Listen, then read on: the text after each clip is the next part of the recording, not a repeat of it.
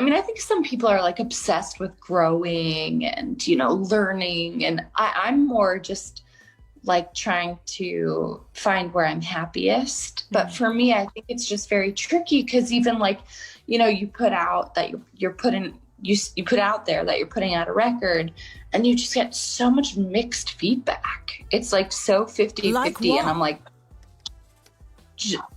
don't. No.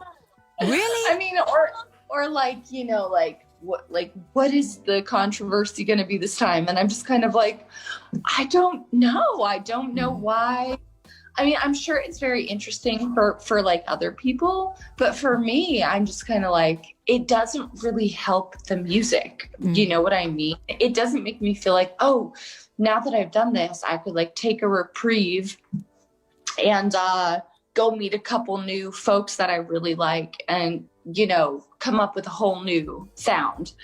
You know, to me, I'm just kind of like, Jesus, like, I mean, I will say, I feel like people cut me a big break with Norman. People liked that album. Oh, come on, that was like one of the most critically acclaimed albums of 2019. It was, you know, it was more than cutting you a break. It was loved and adored and critiqued in a positive way.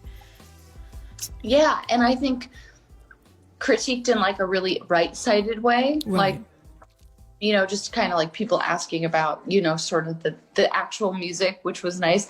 But not that it always has to be that way. It's just, I think even if like 10% of the time it was like about the music, that would be kind of nice. Yeah. But whatever, I'm not complaining. I'm just, you know, yeah.